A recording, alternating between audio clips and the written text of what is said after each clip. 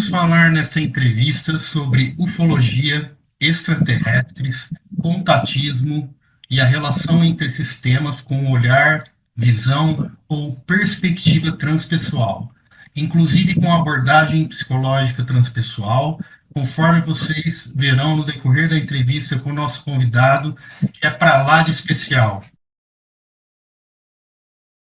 Ele é administrador de empresas, empresário, contador, artesão, escritor, faixa preta de karatê quarto dan, baterista, membro do projeto Suneses, além de contratado, que teve experiências próximas com seres extraterrestres. Estão corretas as informações? Certíssimo, seu Carlos. Tudo bem com você? Muito bem, seja muito bem-vindo ao espaço. Eu, Thompson. É um prazer estar contigo, meu jovem. Muito bem. Tudo bem? Thompson, você tem também um projeto de caridade que você criou para ajudar com doações a diversas entidades da sua cidade. Inclusive, você usa o seu canal do YouTube, que você tem um canal também, para arrecadar para este seu projeto. É isso mesmo?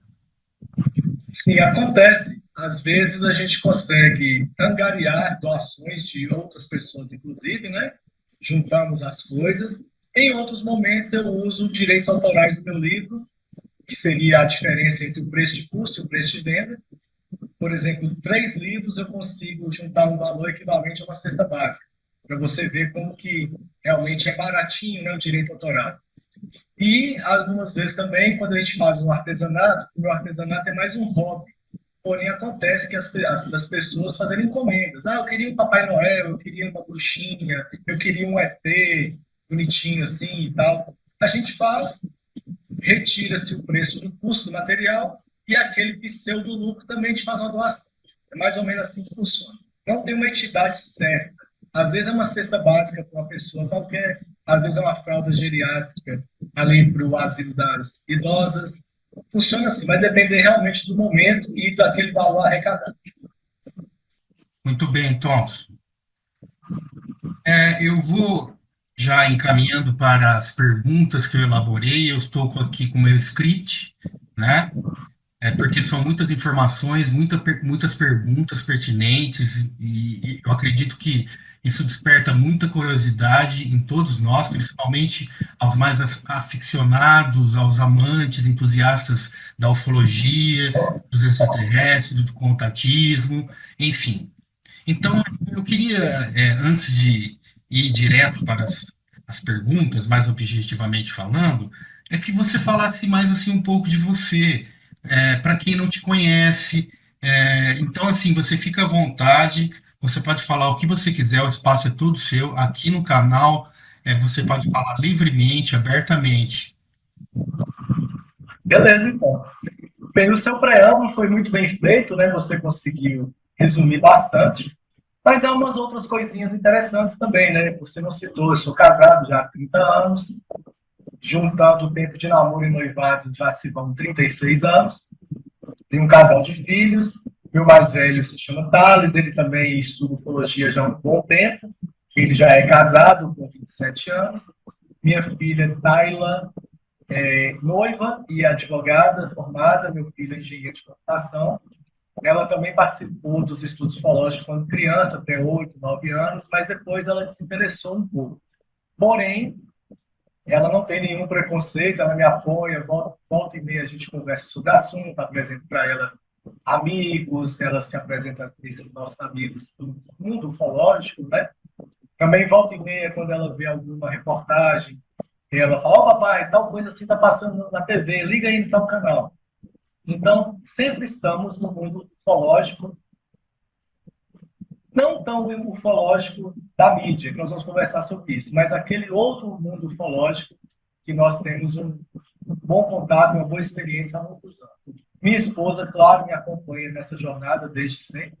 Muitas das experiências que eu tive, ela estava ao meu lado. Então, não são experiências minhas que ela me acompanhou, são experiências nossas. E ela sempre estava ao meu lado, porque é companheira demais e aquela ali eu posso confiar a minha vida que eu ainda vou ter troco. Então, mais ou menos isso, né? Profissionalmente, você já falou, né? Eu me formei em administração de empresa, eu tinha uma programação de vida, mas o destino quis outra programação, outro tipo de vida. Migrei para a profissão contábil.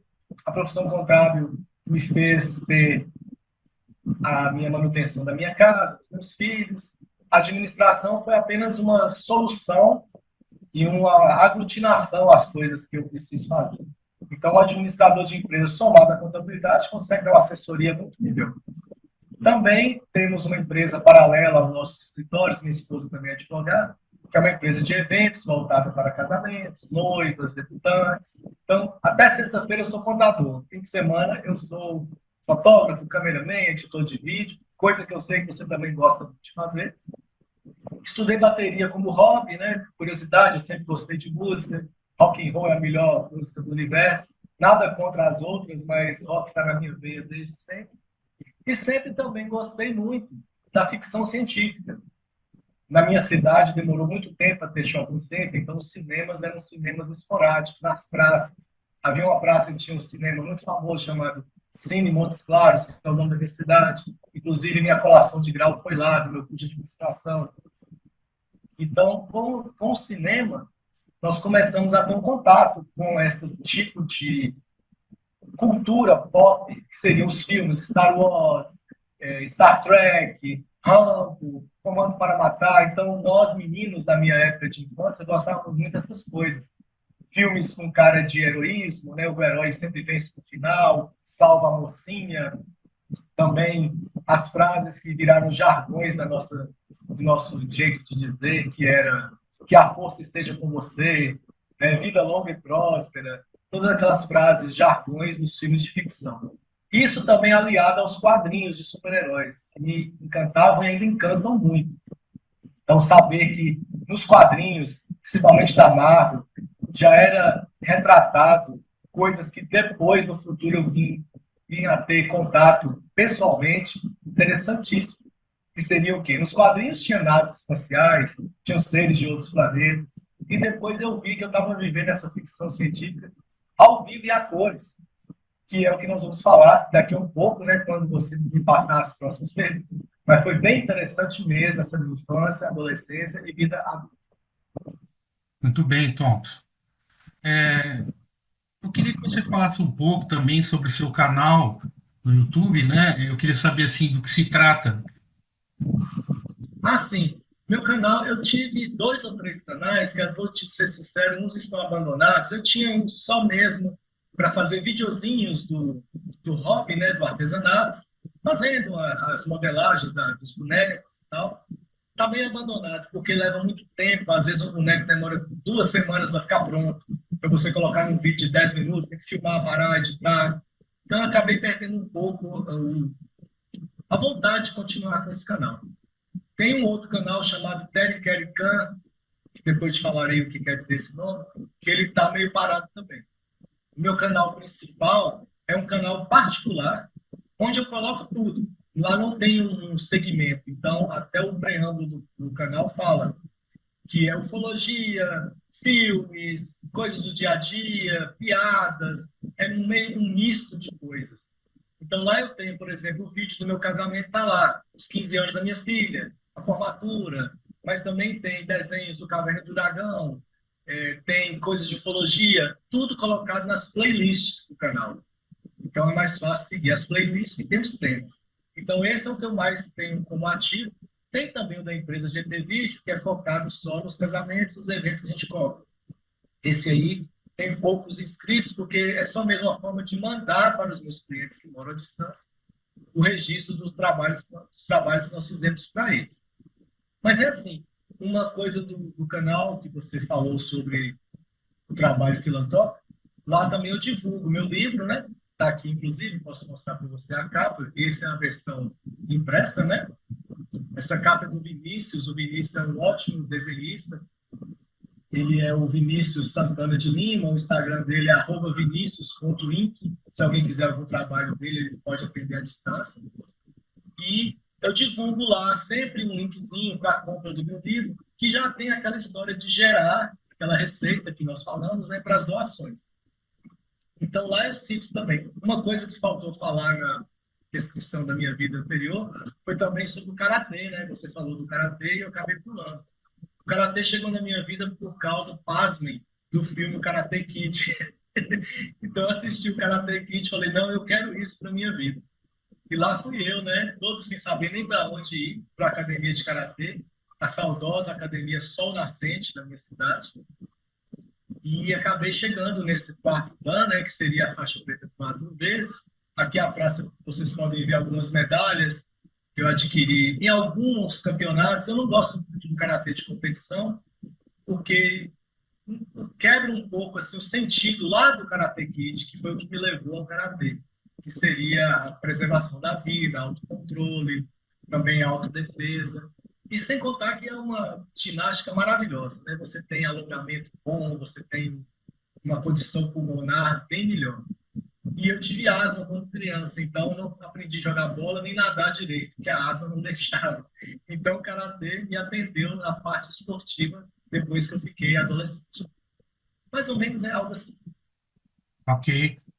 É, sobre o seu interesse por ufologia, extraterrestres, você, inclusive, tem vários livros além desse que você me mostrou. Eu queria saber quantos livros você já tem publicado, se você pretende publicar mais um, se tem algum novo a ser publicado no forno, enfim. Pois bem, Carlos.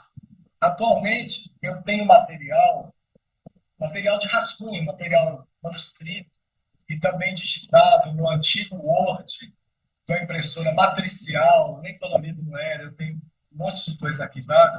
Este caderninho aqui me acompanha desde a década de 97, onde tem várias anotações de tudo que nós fizemos, né, durante esse período de estudos ufológicos, dentro de um certo nicho, que nós vamos entrar nele também daqui a um pouco, da nossa ufologia diferenciada. Então, eu penso que esse material, com suas devidas adaptações, assim como com mais detalhes, porque as anotações são anotações da memória, apenas da memória, um resíduo da memória que ocorreu na época. Eu penso que eu consigo mais ou menos 10 volumes no mesmo naipe deste aqui, mais ou menos de 200 páginas. Porque tanto é que aqui fala na contracapa sobre os 10 volumes. Não sei se a câmera vai pegar direitinho, mas fala sobre os 10 volumes. E essa coleção eu dei o nome de Terry Carey Khan. Então, seria 10 livros para compor uma coleção de fatos ocorridos. O segundo, falta um pouquinho para terminar. Só que o segundo é biográfico. Ele vai estar contando mais coisas da minha infância, vai ter uma coletânea de fotos incluída no livro também. E é mais para satisfazer até meus filhos, porque eu conto sempre muitas histórias para eles da minha infância, e eu gostaria que isso ficasse registrado após eu passar dessa aqui para melhor, se Deus quiser, daqui a uns 90 anos ainda. Mas um dia nós vamos estar no outro plano, e eu quero deixar pelo menos isso registrado, porque as pesquisas falam, né, que nem sempre os netos até que sim, mas tataranetos, bisnetos, não sabem nem a sua origem. Então, estando em papel, numa estante empoeirada no futuro, alguém pode dizer, oh, esse cara aqui foi meu bisavô, o que, que ele escreveu? Então, é um tipo de lembrança que eu vou deixar para o futuro em papel. Apesar de, claro, papel hoje não está sendo muito usado, né? Eu vejo a sua estante também, você é um intelectual que gosta muito de leitura, mas hoje um audiobook, um livro em PDF está mais na moda do que o velho no papel. Mas eu gosto ainda. Fui criado assim, né? Muito bom, legal, viu, Thompson? É, eu queria agora que a gente já entrasse assim na temática do projeto Sunesis. Então, assim, eu queria saber quanto tempo você tem neste projeto. Há quanto tempo você atua como integrante deste projeto? Sim, Carlos. Olha só, o projeto Sunés, ele caiu no meu colo de paraquedas e foi uma das melhores coisas que aconteceu na minha vida. Uma das, não há, que a melhor coisa que aconteceu na minha vida foi eu ter encontrado a minha cara metade, que está comigo até hoje, né? Assim como meus filhos. Vamos colocar o projeto em segundo ou terceiro lugar de melhor coisa da minha vida. O que ocorre? meu primo, ele me convidou para uma reunião na casa dele, onde seria apresentado a nós um tal de Missão Rama. E eu não sabia nada do que era Missão Rama. Ele falou, não, vai lá em casa. Talvez ele me fez esse convite por nossa amizade, em primeiro lugar, e também por saber que eu gostava muito de ficção, de tecnologia, mesmo isso sendo nos idos dos anos 80, 90. Chegamos lá, encontramos algumas pessoas conhecidas dele que estavam aguardando também essa reunião, e um rapaz totalmente desconhecido para mim aqui da cidade. Esse rapaz veio de BH trazendo uma fita de videocassete e uma proposta deste projeto. A fita, se eu não me engano, ela era nomeada Fita de Vídeo Zero, que era a introdução à Missão Rama do Brasil. Nessa fita constava a Verônica Pazuellos, na época Carlos Paz, hoje carinhosamente chamado por nós como Charlie ou Verô, que são os apelidos carinhosos que nós a chamamos. E nessa fita havia uma palestra de introdução ao projeto. Claro, eu fiquei maravilhado, porque aquilo ali estava satisfazendo ao máximo toda aquela minha ânsia de conhecimento nos assuntos de outras orbes, de outras raças. Levado, é claro, como já disse, pelos quadrinhos, pelos filmes. Né? Eu era um cara que era um nerd antes mesmo do tema nerd existir tão popular quanto hoje. Talvez levado também pela minha asma, que eu não conseguia fazer esportes, então eu lia muito.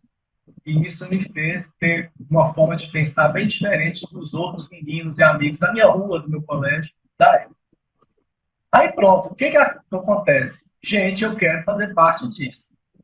Logo depois, foi nos enviado pelo correio, porque na minha cidade não havia tantas livrarias, havia uma livraria muito boa chamada Distribuidora Thaís, mas o foco da Distribuidora Thaís não eram livros com conotação holística, esotérica, era mais para venda de jornais e revistas, como a revista Veja, Isto É, Jornais da Cidade, o Globo, essas coisas. Ocorre que o Ozanam, de Sete Lagoas, que é um velho integrante também, conseguiu fazer a compra do livro Os Semeadores de Vida para mandar para as pessoas interessadas via correio, pessoas essas que estavam distantes dos grandes centros, né, onde conseguiria comprar o livro. Vou confessar que antes nós estávamos pensando em fazer cópia xerográfica do livro, que era tipo uma pirataria, né? Assim, meia boca, sem o autor saber, mas eu preferi ter o livro, a brochura. Inclusive, este meu está autografado pelo Charlie, pela Verônica, e ele autografou, inclusive, para os meus filhos, né? Para Thompson, Luiz, Thales e Tyler, com amor, Charlie. Então, esse aqui, não vendo, não troco, não alugo, não empresto. Você mesmo está olhando muito para ele, deixa eu colocar ele aqui escondido. Mas eu tenho outros volumes. Aí pronto, né? Eu engoli os Semeadores de Vida, sei lá, com 2, 3 dias. Logo depois, nós recebemos uma coisa chamada Guia de Práticas, que é exatamente aonde está focado e esquematizado as formas de se estudar essa nossa ontologia diferenciada das outras. Então, o Guia de Práticas fala sobre isso. Ele nos instrui à distância de como participar de um grupo hoje nomeado SUNES, nos instrui à distância para que possamos ter os ensinamentos, os aprendizados e que isso tudo seja unificado em todos os grupos do planeta. Então, como você sabe, existem grupos em vários estados, inclusive fora do Brasil. Então, é uma padronização de estudo mesmo à distância. Consequentemente, na época era muito complicado falar com as pessoas que tinham mais experiência, porque a ligação era interurbana era muito caro, também a comunicação era mais feita por cartas, então a carta demorava às vezes uma semana para chegar em São Paulo e voltar, ou mais uma semana com uma resposta das pessoas mais antigas, que na época eram nomeadas instrutores, hoje são chamadas facilitadores.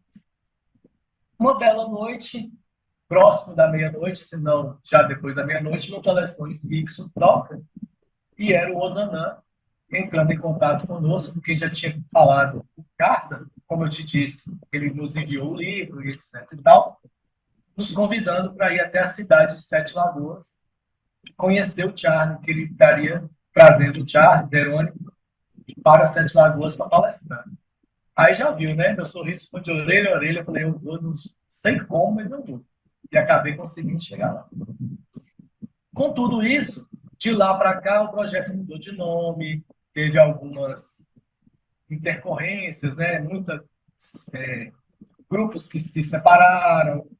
E acaba que, mais ou menos em 2009, em Montes Claros, que é a minha cidade, o projeto parou. As pessoas se interessaram, os grupos foram acabando, mas eu e minha esposa, nós que éramos adultos nessa data, em relação aos meus filhos que ainda eram crianças ou adolescentes, nós nunca paramos de estudar o fenômeno e de estar sempre pensando na missão Rama, que depois virou Projeto Amar, antes de ser Projeto Sudetes. Com isso, nós passamos a... Sabe quando você está com abstinência? As pessoas falam muito, né? A pessoa fuma e foi em abstinência. Nós estávamos com abstinência desses conhecimentos. Então, nós partimos para outros estudos correlatos para tentar suprir essa abstinência. Então, eu frequentei a projeciologia do Valdo Vieira, frequentei a gnose, também frequentamos grupos chamados Aquantário, também frequentamos o espiritismo kardecista. Então, tudo que era algo esotérico, metafísico, a gente estava frequentando para tentar suprir essa abstinência. Mas não supria, porque a Missão Rama, o Projeto Amar e hoje o SUNES é algo totalmente diferente de tudo isso que eu falei e de outras coisas que eu também não citei, porque nem tenho conhecimento da existência dessas coisas. Mas realmente o Projeto SUNES é algo totalmente diferenciado. E digo aos seus telespectadores, aos seus inscritos, que mesmo por curiosidade, procurem saber mais do projeto. Tudo bem, Thompson. Eu queria que você falasse um pouco mais do projeto Sunesis, mas que você fizesse de uma maneira mais assim sintética, mais resumida, porque até onde eu sei, o Sunesis ele é algo bem profundo e mais complexo do que as pessoas imaginam. É um processo, né, gradativo. Então, assim, resume para quem ainda não sabe nada de Sunesis, nunca ouviu falar e quer entender melhor. Do que se trata exatamente? Eu vou usar a minha nomenclatura pessoal para te dar esse relato. Mas, em suma, o projeto SUNES, para mim, pessoalmente, é um projeto de evolução humana com auxílio de seres mais evoluídos. Vou fazer um paralelo, por exemplo, ao karatê. O faixa branca, ele prefere treinar com faixa preta do que com outro faixa branca que tem o mesmo nível de conhecimento na arte marcial dele. Então, se você é faixa branca e treina com faixa preta, você tem acesso a um conhecimento superior e é uma pessoa mais qualificada para lhe ensinar. Da mesma forma, esses seres que nos auxiliam no projeto, eles estão há muitos milhões de anos, se não bilhões, não posso te dizer acertadamente quanto tempo, que é um mistério que nem a gente sabe, à frente do nosso tempo, do nosso conhecimento. Mas olha só que interessante, um pequeno parêntese. As pessoas costumam dizer que a Terra é um pequeno pontinho azul, um planetinha qualquer, lá na ponta da galáxia. Inclusive a Voyager, quando estava saindo do Sistema Solar, o Carl Sagan disse, né, pediu, não sei dizer, para que o pessoal fizesse uma virada nela e batesse uma foto da Terra. Mas sabe aquele pontinho opaco, longínquo? Aí as pessoas falam, nossa, esse é o nosso planetinha. Então as pessoas falam muito mal, entre aspas, do planeta Terra.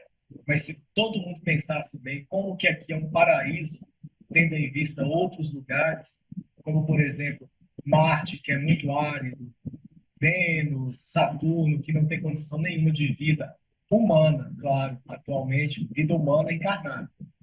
Então a Terra é um planeta muito bonito, apesar de estarmos fazendo o que estamos fazendo, né? Mas outras pessoas já estão conscientes disso. Tanto é que a reciclagem existe. Estamos aí com aquele protocolo de Kyoto, que está tentando ajudar, por aí vai. O que acontece? o nosso planeta ele é muito bem visto para essas raças. Então, eles estão aqui para tentar nos fazer pular de nível, o nosso nível mesquinho. Vocês acompanham aí, você também, Carlos, como que, pelo menos, um exemplo que a gente pode dar, o Brasil, como que está complicado, né? Tem muita música esquisita, você que é músico também, eu te vi tocando os seus vídeos aí do seu canal pessoal. Então tem muita música esquisita, muita letra que denigra a mulher, muita droga, muito assassinato, muito roubo, né? Então a gente, nós que somos nerds ou intelectuais, a gente se sente estranho no ninho quando vemos que como que um planeta tão grande, um país tão grande, mesmo que dizendo os astrônomos que é um planetinha na pontinha da galáxia, que tem tantas maravilhas a serem usufruídas e descobertas, está dessa forma. Né? A guerra da Ucrânia, para que aquilo? Então a ganância humana ainda não foi controlada. E esses caras lá de cima, eles tentam simplesmente nos fazer entender do amor incondicional. Então você tem que amar o próximo. Jesus já falou isso, o Buda já falou isso, tantos outros avatares de várias épocas já vieram com essa mensagem, mas não cai a ficha.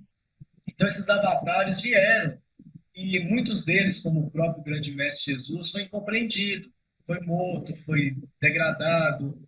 Por quê? Até onde eu entendo também, meu ponto de vista pessoal, tá, gente? Há várias origens das raças humanas do planeta Terra. Então, o que acontece? Tem a teoria dos exilados de Capela. Então, Capela é um sistema, né, estelar, alguns milhões de anos-luz daqui, e lá eles passaram por um processo de evolução. E aqueles que não conseguiram alcançar foram exilados. E olha nós aqui, muitos de nós somos exilados de Capela.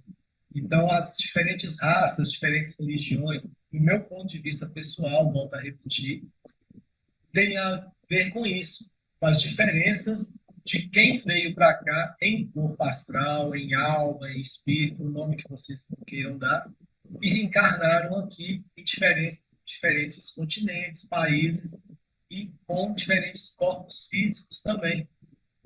Então, tem o pessoal asiático que tem uma conotação, o pessoal africano tem outro, os hindus têm outro. Então, tudo isso se tornaram diferenças que, no meu ponto de vista, novamente repetindo, eu acho que ao estarmos encarnados, o corpo físico influi muito no nosso espírito, na nossa consciência. Você, como estudante, já pós-graduando, né, nas parapsicologias da vida e outras ciências psicológicas, você deve concordar comigo que a besta fera que temos dentro da gente, ela influi realmente no raciocínio lógico. É muito difícil você, suponhamos, estar no trânsito, o cara te xinga, bate no seu carro, sai do carro dele, vai na janela com o dedo na sua cara, e você fica passivo. É muito difícil.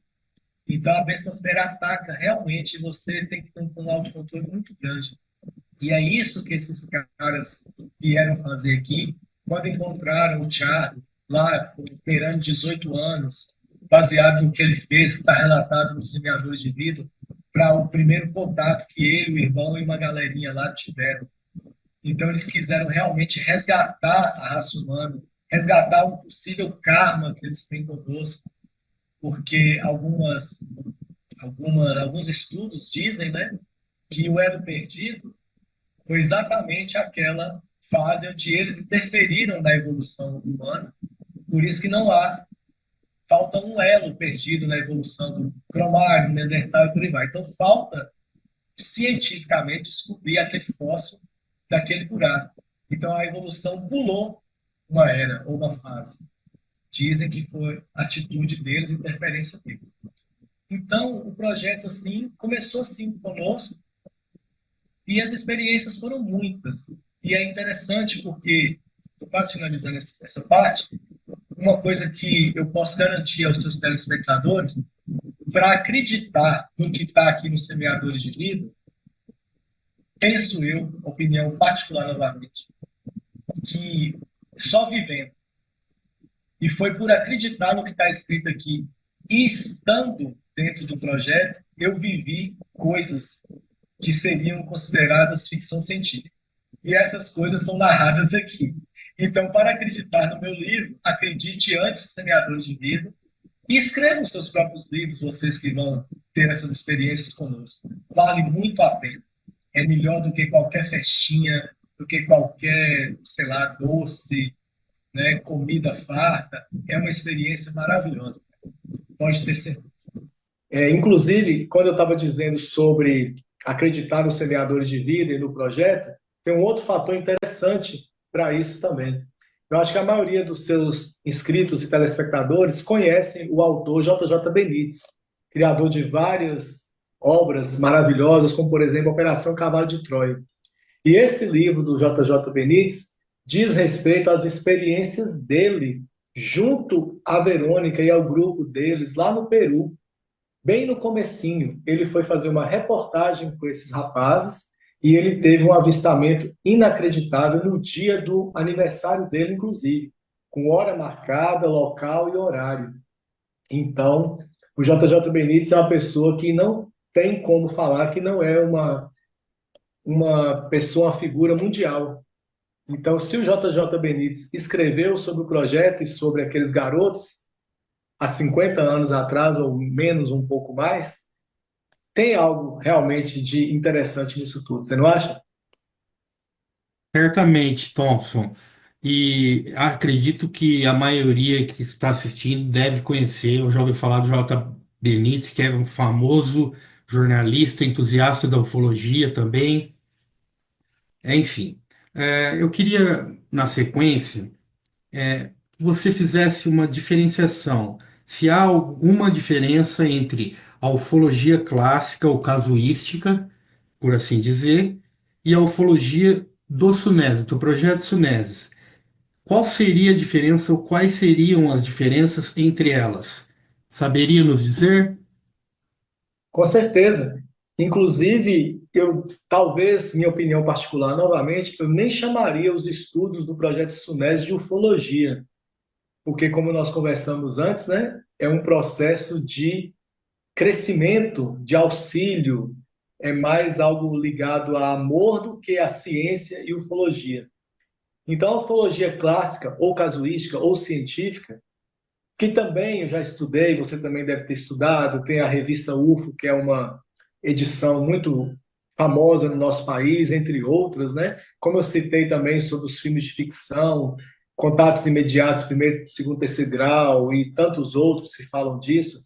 Fogo do Céu, que é um filme interessantíssimo sobre as experiências de uma abdução. Essa ufologia, ela leva mais em consideração o estudo do fenômeno, também em relação a tempo, velocidade, tamanho, onde apareceu, quem viu, quem deu testemunho. No caso da ufologia dos militares, eles fazem relatórios secretos, os aviões tentam alcançar. Um caso mesmo interessante sobre a ufologia clássica, ou casuística, ou até mesmo científica, foram os Foo Fighters, né, que apareceram na guerra atravessando os aviões, vinha de encontro ao avião, atravessava e os pilotos não sabiam o que acontecia, se aquelas bolas de luz que pareciam tangíveis e eram intangíveis quando aqueles seres que estavam operando-as gostariam que isso acontecesse. Não confundir, viu, gente, os Foo Fighters com aquela banda de rock, que é uma banda muito boa também, e o nome dessa banda foi baseado nesse fenômeno, e não o contrário. E a tradução literal são caças de fogo ou caças fantasma, que também não tem nada a ver com o filme Caça Fantasma, né? Então, o que acontece? É bem diferente, apesar da ufologia, vamos chamar de ufologia do SUNES, nós termos os avistamentos, os contatos, tanto telepático quanto presencial, com seres materializando dentro dos portais, que eles possuem os portais, né? Vamos falar sobre isso depois, assim como o avistamento de naves, de sonda, não é o propósito, é uma consequência. Então, os avistamentos dentro do projeto, eles são confirmação de mensagens recebidas, eles são confirmação que os grupos estão indo bem, confirmação de apoio às atividades que os grupos estão fazendo em campo, nas saídas a campo, que onde nós nos encontramos, grupos de vários lugares do Brasil e do mundo, para trocar experiências e fazer as nossas práticas de campo, que também não tem nada a ver com colocar máquina de tripé, luneta, filmadora, não. A prática de campo não tem nada a ver com o registro das naves. apesar de recentemente os extraterrestres terem dito em comunicações a alguns integrantes que eles gostariam realmente que nós fizéssemos os registros, até mesmo para poder mostrar para novos integrantes e também para confirmar mais ainda aquilo que a gente só fala e só faz a divulgação através de relatos, né? Ou escritos ou falados. Então, a diferença básica é essa. A ufologia sunesis, chamemos de ufologia, é algo para crescimento do ser humano, baseado nas informações e ajuda de seres mais elevados. E como são várias raças, nós temos uma gama de ensinamentos diferenciados. Então, uma raça pode nos ensinar coisa A outra coisa B, e elas entre si também estão aprendendo conosco. Porque o ser humano da Terra é bem engraçado, né? Se eu me cutuco aqui, eu falo ai. Se eu chego em você e dou um beliscão no mesmo lugar, você fala ui. Ah, mas não é a mesma coisa? Não são humanos do mesmo jeito? Por que um falou ai e o outro falou ui? Então nós temos nossas diferenças que também os intrigam. Então nós também somos material de estudo para eles e vice-versa. Então é uma opinião pessoal, mas cabe bem no que você me perguntou. Não tem muito a ver com ufologia científica de registro, de anotações de hora, velocidade, se deixou marca de sapato no chão. Isso não é o foco. Acontece, mas não é o foco. Muito bem, Thompson. É importante você salientar isso, frisar, porque realmente, conforme você está dizendo, há uma diferença muito significativa. São ufologias diferentes. Inclusive, eu poderia dizer que uma é uma ufologia ortodoxa e a outra é a ufologia prática. Eu queria saber, como funciona, então, o contato com esses seres extraterrestres no projeto Sunesis. Os membros integrantes têm algum protocolo, algo do tipo, para o contato com esses seres através do Sunesis? Chamemos de protocolo, Carlos. Eu também chamaria de fases, fases de desenvolvimento. Você, como estudioso da mente humana, você sabe que nós temos inerente na gente certa paranormalidade, ou para, como é que você citou mesmo, eu me lembro do seu vídeo, acho que é para. Pode falar. Parapsiquismo. Isso, parapsiquismo. Então, todos nós temos isso. O que é que ocorre? Esses seres eles conseguem potencializar isso para aquelas pessoas que não são os famosos médiums ou paranormais ou parapsíquicos que já são divulgados sempre, como por exemplo Thomas Green Morton, o Uri Geller e tantos outros que fizeram fama nos anos 80, aqueles fenômenos de materialização, de entortar garfos, entre outras coisas. Então existem esses paranormais nativos que já nasceram com esses dons, mas temos também a nossa paranormalidade. E esses seres, eles têm a capacidade de intervir, fazendo com que a gente consiga um contato com eles. Então, enquanto grandes corporações estão procurando vida com o telescópio Hubble, com James Webb, se é que estão procurando, né? Eles falam que não procuram, mas procuram. E outras coisas, grandes observatórios, eles já estão aqui desde sempre. E ao estar aqui desde sempre, dentro da forma de trabalho do SUNES, é bem simplório a forma de contato. Nos Semeadores de Vida mesmo é narrado que os meninos, que a Verônica, enquanto jovem, os irmãos e os amigos, eles ficavam vendo as reuniões que o pai da Verônica fazia sobre o instituto que eles tinham também, né, de estudos de ufologia e coisas metafísicas. E também, se eu não me engano, eles fizeram alguns cursos de yoga, de meditação, e baseado nisso, e também numa reportagem da época, não sei se realmente as duas coisas se comunicam, mas houve essa história que um aviador tinha sumido e a família pensou que ele tinha morrido. E essa família era de fé espírita. E dentro da conotação espírita, essa família foi e pediu um contato através de um médium de psicografia, e esse médium falou: não, ele não morreu, ele está conosco, está bem.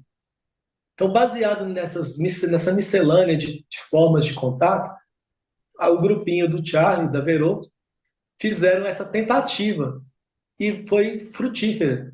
Eles conseguiram uma mensagem em formato de psicografia, que é quando a mão daquele que está psicografando tem movimentos involuntários, e essa mensagem ela convidava o pessoal para um encontro físico, porque eles questionaram a existência desses seres.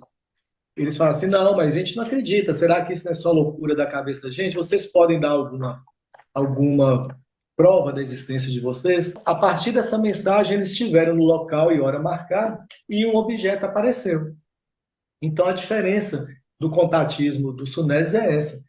Todo aquele contato que é feito via psicografia, telepatia, até mesmo num sonho ou numa impressão, eu estou sentindo algo, um formigamento e algo assim, tem uma confirmação física. Então, a gente não tem essa loucura de estar ouvindo, talvez até um espírito da Terra, aquelas pessoas que têm contato com espíritos, com desencarnados, se fazendo passar por um guia extraterrestre, suponhamos. Aí fala, então me dê uma confirmação física que qualquer um pode ver. Aí pode vir falando assim, olhe para o céu daqui a 10 minutos, no seu quintal, aí no seu prédio. Se você olhar e algo incomum aparecer, um facho de luz, uma coisa que pisca e para, uma coisa andando totalmente lenta ou muito rápido, ou fazendo movimentos erráticos, você tem essa sua confirmação de que a sua comunicação foi validada. E às vezes também as comunicações são validadas até por outros integrantes. Com essa tecnologia nova que nós temos agora, o contato é o mesmo. Você está em outro estado e nós estamos conversando aqui tranquilamente com essa tecnologia nova.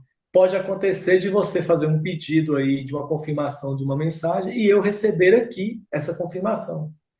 Não sabia que era você que pedia a confirmação. A gente coloca no nosso grupo, gente, se alguém pediu a confirmação, eu vi um objeto há tantas horas, tantos minutos aqui no céu da minha cidade. É uma confirmação também.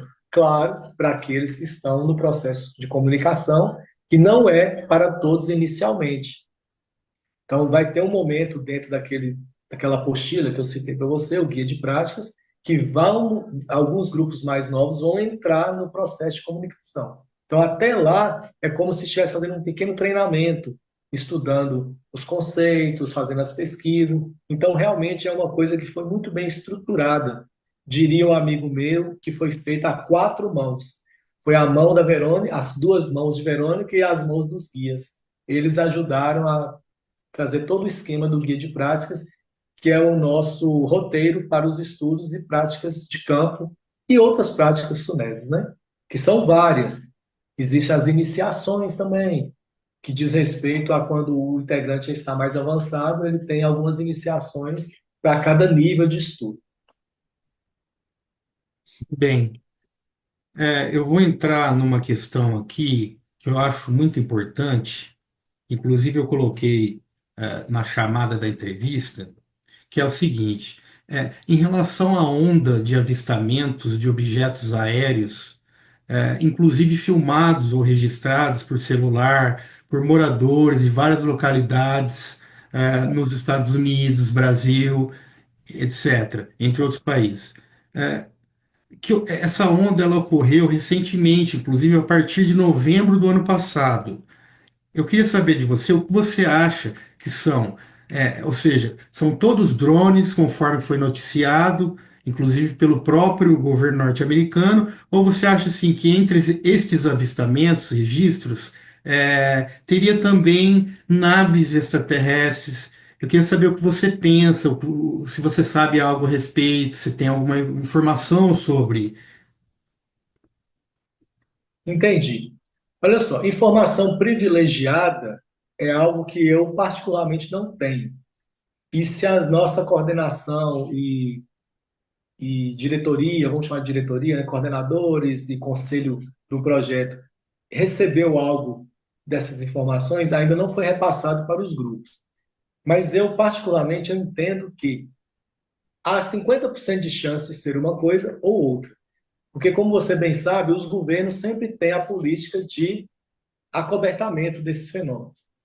Então, o próprio caso Roswell é um caso aí famosíssimo que até hoje, até mesmo eu, talvez você também, tenha dúvida se realmente foi um balão meteorológico ou se foi realmente uma nave e eles colocaram aqueles destroços do balão lá para encobrir. Então, é uma política realmente de acobertamento. Mas, por outro lado, pode realmente ser outra onda de fenômenos de aparecimento de naves ou sondas ou equipamentos dos seres de fora do planeta, com algum objetivo que, para mim, particularmente, não está claro. Apesar de eu ter certa consciência e certa tendência a imaginar que, como já estamos há vários anos já na prorrogação do que poderia ter acontecido na década de 50, né, da guerra nuclear, aqueles 50 anos que foi feito o pedido de prorrogação da gente aqui, né, no planeta, vai que, por termos conseguido essa anistia, essa prorrogação, que eles começaram agora a abrir mais os fenômenos para pessoas que não estão inseridas no nosso meio ufológico, de qualquer que seja o meio ufológico. E outro detalhe que eu acho também válido falar, novamente a minha opinião pessoal, é que se realmente forem drones, quem é que está com esses drones? Cadê a fábrica? Cadê o número de série? Alguém deve ter fabricado, alguém deve ter vendido para alguém. Então, se os governos quisessem realmente descobrir, principalmente o governo dos Estados Unidos, que é uma potência em inteligência de todas as formas, a gente vê nos filmes a CIA, FBI, o Arquivo X do nosso amigo Mulder, né? Então, todas essas agências de inteligência não conseguiram descobrir a origem dessas máquinas.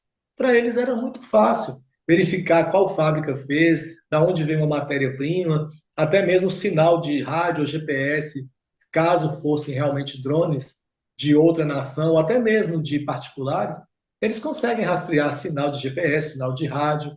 Então, se simplesmente falam, ah, é drone, a população mais leiga e mais simplória aceita e segue a vida. Mas é complicado para a gente aqui no Brasil tentar descobrir sem um auxílio externo, apenas baseado nas notícias que todos têm acesso na TV e na internet. Tem muita teoria da conspiração, como é um termo muito falado ultimamente, né? Teoria da conspiração. Então eu julgo e te dou uma opinião de 50%, tanto para A quanto para B, certo? Correto. Acho que ficou bem esclarecido. Inclusive, quero engatar aqui, nesse contexto, sobre o medo, porque muitas pessoas ficaram assustadas, às vezes entrando em pânico, enfim. Então, eu queria, assim, saber sobre o medo que muitas pessoas imaginam, né, têm de extraterrestres. Por que você acha que tem pessoas que têm esse tipo de medo? Há alguma razão para elas terem esse medo desses seres, ou este medo é infundado? Pois bem, Carlos. Eu imagino que o medo é inerente à criatura humana e a outras criaturas também. Se não fosse o medo, muitas raças e gêneros de animais e o próprio ser humano não teria sobrevivido. O medo é uma grande ferramenta para a sobrevivência. É o medo que te faz não entrar numa rua escura, é o medo que faz com que, sei lá, a gazela não chegue perto de um leão à toa, é o medo que faz supostamente um homem que cai no mar e um tubarão chega próximo, ele sai nadando desesperadamente para salvar a vida. Então, realmente, o medo é inerente à criatura, tanto racional quanto irracional. Por mais que nós tenhamos inteligência, nós temos medo. Eu mesmo, quando eu via meus filhos pequenos tropeçarem, eu tinha medo por eles, que eles se machucassem. Então, era uma reação espontânea de pai, eu sentia um calafrio, o coração acelerava de uma hora para outra, pensando que eles iam bater a cabecinha e machucar.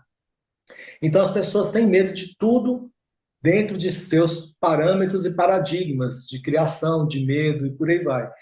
Um exemplo clássico é aquele rapaz que faz Selvagem ao Extremo, um ator aí famoso das TVs, que ele pega em sapos venenosos, pega em cobras, ele não sente medo por força da criação acadêmica dele e da forma dele viver. Eu não teria coragem de tocar no animal peçonhento por eu saber, não, o veneno dele tem vacina para isso, pode pegar, se ele te morder, não tem problema. O que ocorre o medo, então, em relação aos seres de outros planetas? Em primeiro lugar, é o desconhecido. Então, tudo que é aquilo que é desconhecido te traz medo. Até uma pessoa desconhecida que você vê na rua, cruzando por você por uma rua escura, pode ser a melhor pessoa do mundo, você tem certo medo, porque você não sabe quem é, você desconhece aquela pessoa. Somado a isso, as grandes produtoras de filme sempre fizeram que o extraterrestre é um ser maligno que precisa ser destruído e que o herói, no final, salva a mocinha e o planeta. Temos exemplos aí como Alien, como Predador e tantos outros filmes que mostram o ET mal. Em contrapartida, teve o ET bonzinho, que foi o ET do Spielberg, né? Que ele sempre só queria telefonar para a casa dele e ir embora. Então, eu acho que o medo, particularmente falando em relação ao extraterrestre, tem a ver com o medo da abdução, o medo de ser usado como ferramenta de pesquisa, como espécime, como cobaia. Então, por exemplo, o filme Fogo no Céu mesmo, ele mostra o cara muito desesperado, ele sendo feito experiências nele, ele sem saber onde estava, desnorteado. Existe também falar que os extraterrestres apagam sua mente, que você não lembra de nada quando você volta de uma abdução. Abdução esta, forçada, e não aquela voluntária que aconteceu com os nossos amigos lá nos idos de 1950, que a nave pousou, abriu a porta e convidaram eles a entrar. Eu entraria, um convite desse amável, né? Agora, um facho de luz, você está lá passando, aí a nave vem, solta um facho de luz, te carrega, você fica sem gravidade, sem peso, é levado para dentro da nave, chega lá, os extraterrestres não falam nada com você, e começa a pôr sonda, começa a pôr aparelhos, gera medo. E essa pessoa, ao ser devolvida, vai divulgar essa experiência como uma experiência ruim. Então, eu penso que o medo está inerente a isso, ao desconhecido, ao medo do fracasso, ao medo da dor, até mesmo da possível morte do corpo físico. Porque enquanto vivos, nós temos o nosso corpo como nosso lugar seguro, nosso lar. Então, mesmo quando fazemos viagens astrais, saímos do corpo à noite, temos experiências de projeção astral, você pode notar, se você passa algum perrengue no plano astral, algum medo, a primeira coisa que você faz é voltar para o corpo físico, é quando você acorda assustado, com taquicardia, porque o corpo físico é o seu local de segurança. Então, por que que você não teria medo do seu local de segurança talvez ser ameaçado? Então, funciona assim. Eu penso que o medo tem muito disso e muito da ignorância também.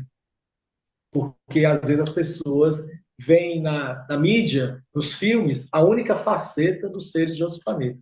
Eu já estive cara a cara com um Grey em projeção astral, que é mais ou menos baseado nessa carinha aqui, com esses olhos escuros. Ele estava de frente para o meu rosto, me olhando de pertinho, e eu numa calma que me assustou, a calma que eu tive em estar nessa presença dessa entidade. Porque apesar da forma física dele não ser muito aprazível ao que a gente é acostumado, que é a forma humanoide da Terra, nesse momento eu não tive medo algum. Mais ou menos isso que é a minha opinião sobre o medo dos extraterrestres, ok? Sim. Inclusive, do ponto de vista da psicanálise, por exemplo, o medo é tido como um mecanismo de defesa, no sentido de sobrevivência. É algo, podemos dizer assim, quase que instintivo. Então, você falou muito bem, de forma bem pertinente. Eu queria saber, de acordo com a sua experiência de contato com os extraterrestres e o conhecimento sobre eles, ao longo de todos esses anos, se existem seres extraterrestres negativos ou mal intencionados, se você já teve algum contato com algum extraterrestre negativo ou mal intencionado. Pois bem, Carlos. Eu penso também sobre isso, que depende do referencial. Olha só, para o ratinho de laboratório, o cientista que está fazendo experiências com ele está mal intencionado. Se o ratinho tivesse um raciocínio lógico sobre isso. Porém, o cientista está fazendo um trabalho necessário para uma vacina, um remédio, algo assim. Tudo bem que a diferença entre o ratinho e o cientista é abissal em questão de conhecimento e de todo o resto. Então, o que ocorre? Eu penso que bem ou mal depende realmente da interpretação. Talvez para aqueles seres que fazem uma abdução com o objetivo de dissecar uma vaca, ou estudar um ser humano, ou, sei lá, colher material genético, eles não estão agindo com maldade, mas talvez com ciência. Eles vieram fazer uma pesquisa científica. Mas aquela cobaia humana que em teoria foi abduzida, foi levada contra a vontade, interpreta aquilo como ato de maldade. Da mesma forma, como eu já falei sobre a mídia, né? A mídia sempre coloca o extraterrestre como um alienígena, que é o invasor, que quer roubar nossa água, quer pegar DNA, quer nossa terra, nossa agricultura. E isso é uma coisa ilógica, porque se os seres são tão, como eu diria, avançados, ao ponto de conseguir sair do planeta deles para chegar aqui, por que, que eles iam precisar vir aqui roubar água? Eles podiam simplesmente pegar a matéria escura do universo e fazer água. Para que, que eles precisariam de material genético nosso se eles são os mestres da genética? Então, eu acho que isso também realmente é uma coisa assim, muito difícil de discernir se existem ou não os negativos e positivos, o yin e yang dos extraterrestres. Eu acho que não. Eu acho que todos eles têm um objetivo. E esse objetivo pode ser levado em consideração como maldade, como bondade, ou até mesmo como neutralidade. É uma opinião particular minha também. E eu nunca tive contato ou interação com nenhum ser que me deixasse assustado. Sobre as experiências metafísicas de contato que você teve ou tem com seres extraterrestres relacionadas aos Suneses. Poderia nos falar mais sobre essas suas experiências metafísicas com esses seres? Sim, Carlos. Como foram algumas, uma quantidade razoável, seria muito delongado falar sobre uma grande quantidade. Mas principalmente as fora do corpo, né, em viagem astral, é que são interessantes, porque os fenômenos são muito ricos estando nessa situação. Os fenômenos físicos, como eu já citei no começo, que são o que acontece quando a gente está em prática de campo, são visíveis a todos. Agora, aqueles que foram específicos para mim, foram vários e muito interessantes. Mas tem muitas experiências, aí nós íamos precisar de bastante tempo para relatar tudo. As mais importantes, volto a repetir, está lá no meu livro. Suas experiências de contato, sejam elas metafísicas ou físicas, como você vem dizendo, tiveram algum tipo de impacto psicológico em você? Foram sempre positivas ou de alguma forma negativas? Como foi ou é para você ter esses contatos com esses seres extraterrestres? Olha só, eu imagino que se fosse colocar um percentual, seria 99,99% positivas. Nunca é 100%, porque às vezes, quando a gente espera algo e isso não acontece, tem uma pequena decepção. Porque talvez você vai a uma prática de campo achando que vai ter altos fenômenos e chega lá e não acontece nada. Mas os 99,99% sempre foram positivas, sim. Questão de medo ocorreu lá em 1995, porque as práticas que chamamos de autocontrole, naquela época eram divulgadas como autocontrole do medo. Então, nós não entendíamos bem, enquanto éramos novatos, nós pensávamos que era para a gente ir para o meio do mato, controlar nossos medos para poder ter o contato com eles. Mas não era isso. O autocontrole é muito mais do que autocontrolar os seus medos. Então, eles não promovem nenhum fenômeno que vai te dar medo, te trazer medo. Então, para mim, particularmente, sempre foram positivas sim, as experiências. É muito importante você esclarecer isso, porque às vezes as pessoas podem achar que seria algo diferente. Os chamados guias dos Suneses, que são os extraterrestres que vocês, membros ativos do projeto, têm contato, têm alguma semelhança no sentido de como eles se relacionam com vocês nos contatos? Com os guias, mentores, entre outros nomes que lhes dão, os quais fazem contato em centros espíritas, de Umbanda, entre outros, através de médiums, no caso, né? Ou a semelhança é só do termo ou nome utilizado no projeto Suneses? Saberia nos dizer o porquê do nome guia no Suneses? A origem mesmo do porquê foi colocado como guias é muito histórica e passa do meu conhecimento. Eu já recebi a nomenclatura com guias, mas com certeza poderíamos chamá-los de irmãos mais velhos, mentores, os caras lá de cima. Então, eu penso que a similaridade é realmente baseada apenas na nomenclatura do nosso português, mas é muito diferente dos guias pais de santo, ou espíritos ascensionados, ou espíritos de luz, porque voltamos a repetir sempre, Carlos, o nosso contato e nosso projeto liga-se a seres que estão vivos, encarnados. Não são seres de energia, não são seres de luz, apesar de eles serem evoluídos e podermos chamá-los de seres iluminados, mas eles possuem corpo físico.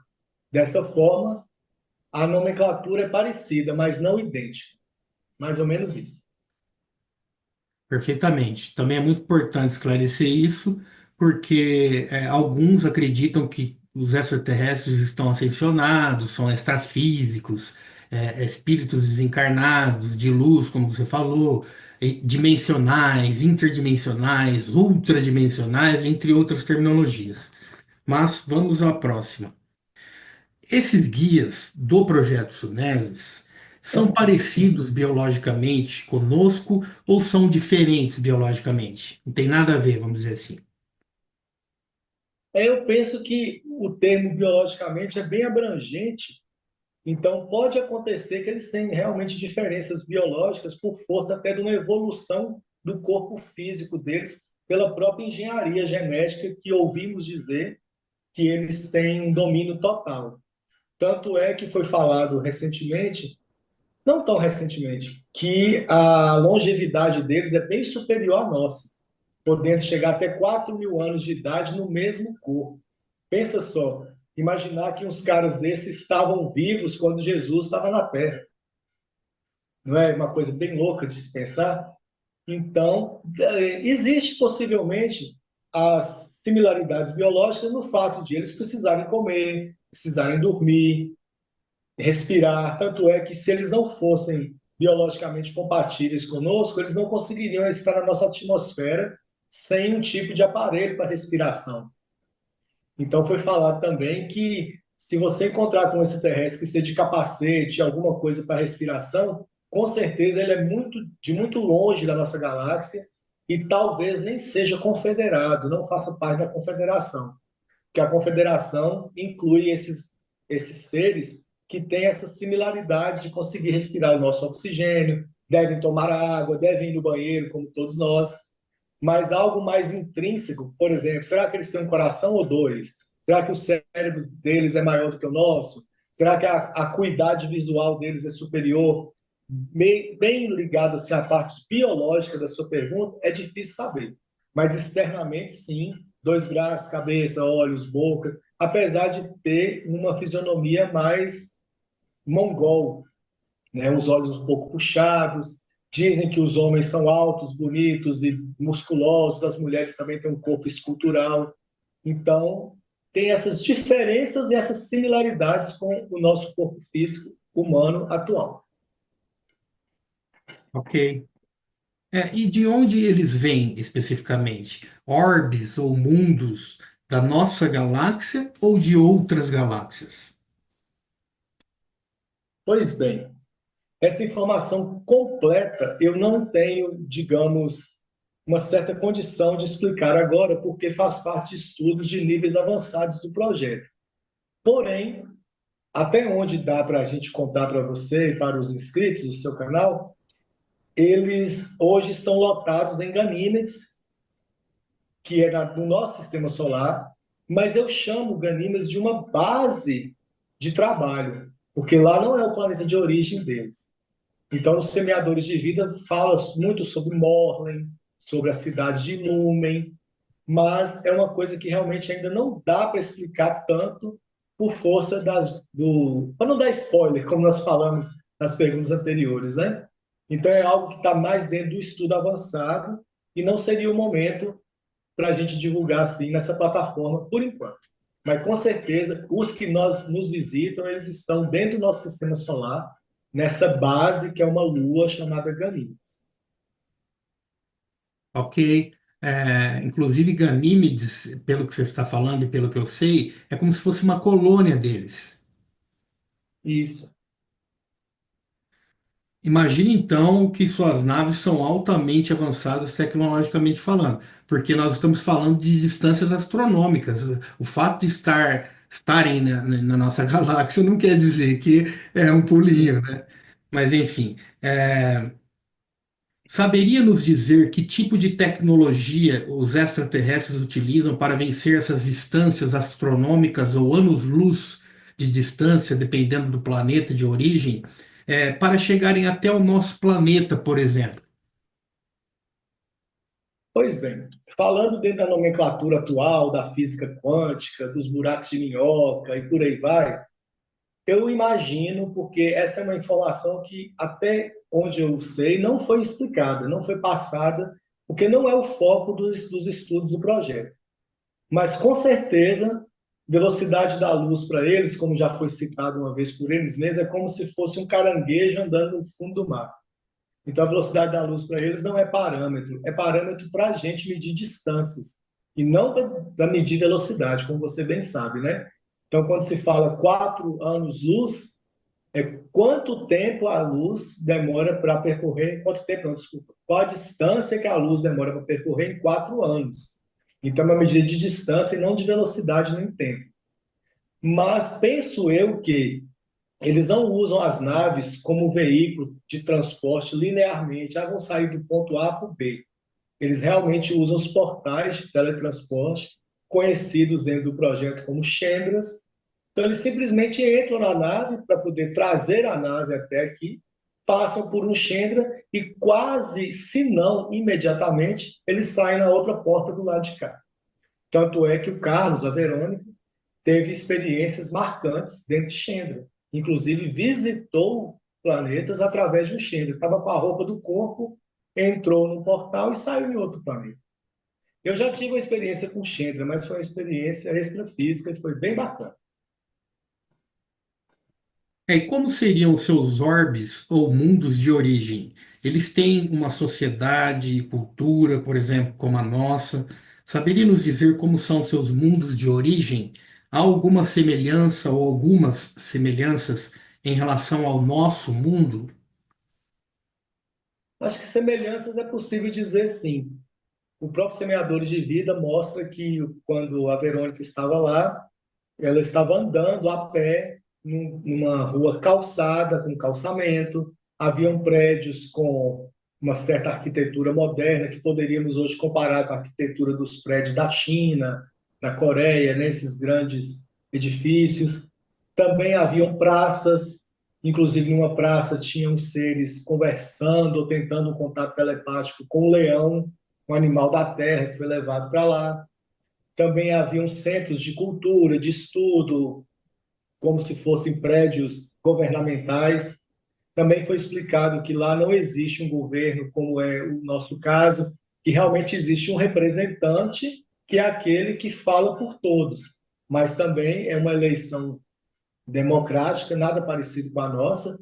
O candidato ele não se candidata por dinheiro ou por status social, mas sim ele é levado a se candidatar pela experiência que ele tem, por ser aclamado pelos outros irmãos dentro daquele local.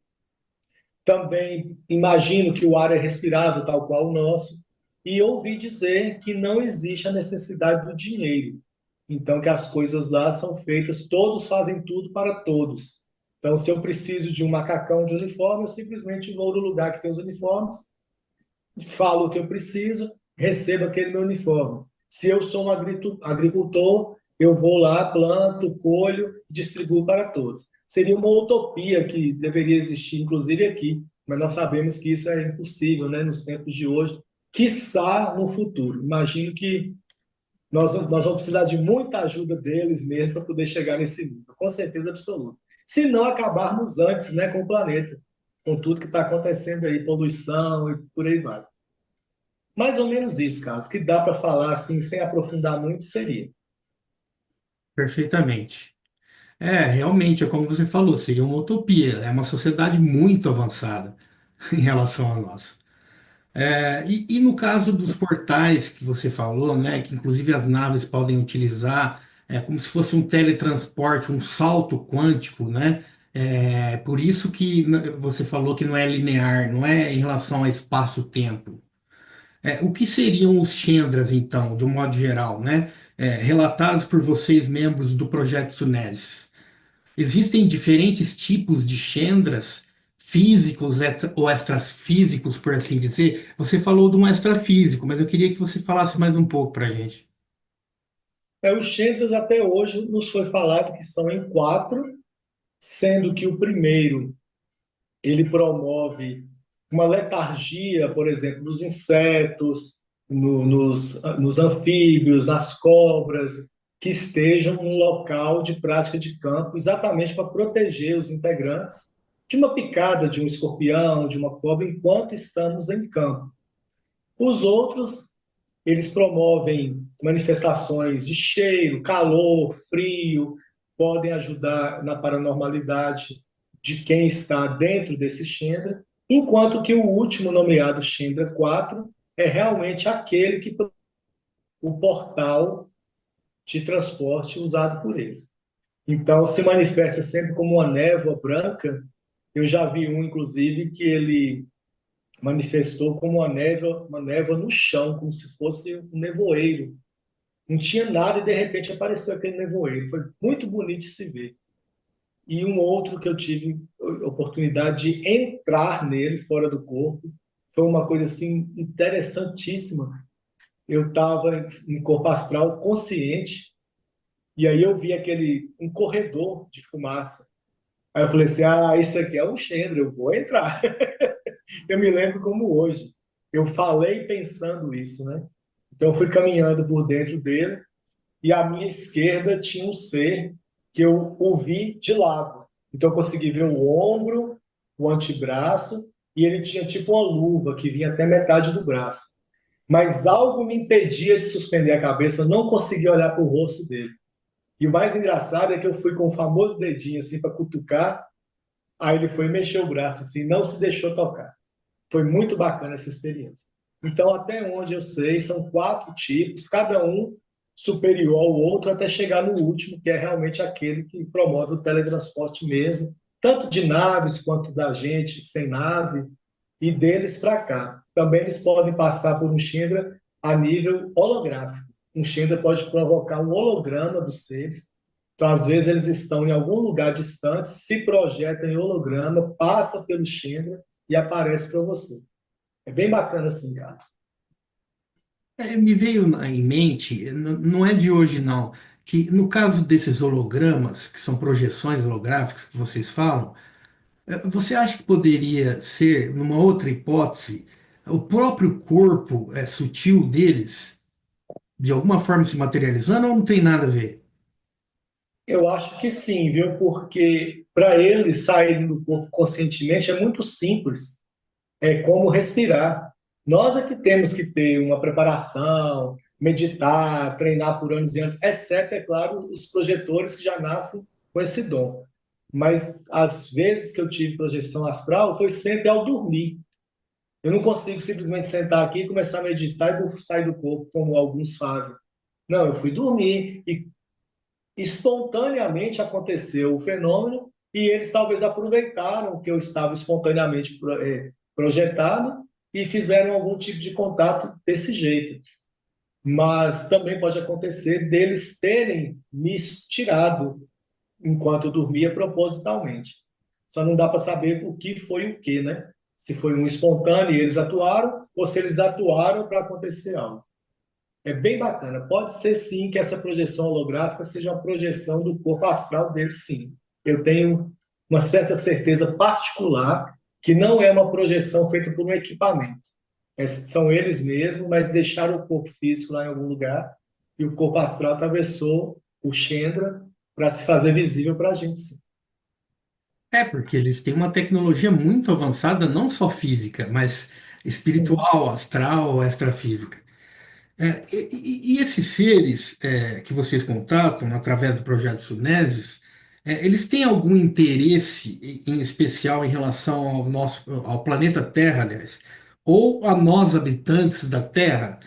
Se sim, qual seria o interesse ou quais seriam os interesses desses seres em relação à Terra ou a nós, habitantes dela. Mais uma vez, uma opinião particular minha, eu imagino que o interesse deles é um interesse de estudos, em primeiro lugar, mas também de ajuda para que a gente consiga, no mínimo, receber a nossa carteirinha de ser confederado também. Porque a gente sempre debate nos nossos encontros que eles têm vontade de sair da nave, sentar numa mesa lá, quando estiver numa fazenda, num sítio, e tomar um cafezinho com a gente comendo pão de queijo. Então, eles querem essa confiança, querem chegar e poder transitar pelas nossas cidades, transitar pela nossa casa, aparecer aqui do nada, ô Thompson, como é que você está? Vem aqui te dar um recado e tal. Então, parece que eles querem isso. Então, eu acho que o interesse maior é o interesse de ajuda e também como eu poderia dizer, de comum troca, né, de conhecimentos, mesmo que os nossos conhecimentos, porque quando falamos em conhecimento, sempre pensa em conhecimento científico. Ah, não é ciência, ciência, ciência. Mas talvez eles querem mais do que isso, que ciência eles já têm. Eles não precisam vir aqui atrás de um chip quântico que a Microsoft criou agora, eles não precisam disso. Tanto é que na época dos semeadores de vida, eles já tinham inteligência artificial. Lá tem um capítulo que mostra, né, a Verônica de frente a um telão e eles passando para ela um filme que mostrando o planeta árido, destruído. Ah, mas o que é isso? É uma máquina do tempo? Não, é um possível futuro do seu planeta. Com certeza eles usaram inteligência artificial, essa mesmo que hoje faz candidatos inimigos se abraçarem, né? E tantas outras coisas engraçadas que a gente tem visto aí na internet. Então, para mim, o interesse deles é de ajuda. Eu acho que também tem um pouco de interesse de resgate de karma, por ter nos deixado tanto tempo ao léu, né? Sem nos dar uma certa assistência. Também nós merecemos esse puxão de orelha, porque depois que a bomba nuclear foi inventada, a coisa ficou estranha. Sem contar todo o resto, né, Carlos? Fome, miséria, todos as coisas ruins que o ser humano carrega em si, desde sempre, eu acho que eles querem tentar, não com característica de nos fazer mansos para nos dominar, nada disso, mas eles querem tentar tirar isso. E eu penso que não vai ser na minha geração, nem na sua, nem na dos meus filhos e netos, mas o projeto é um primeiro passo. Assim como outros projetos que existem também por aí, que a gente nem sabe se existe, mas deve haver outros, porque eles não iam experienciar somente com um tipo de caminho. Eles devem ter outros tipos de estudos também com outras pessoas. Mas certo é que eu acho que eles querem realmente nos ajudar a ter um futuro melhor, uma vida melhor, como é um dos logotipos do projeto, né?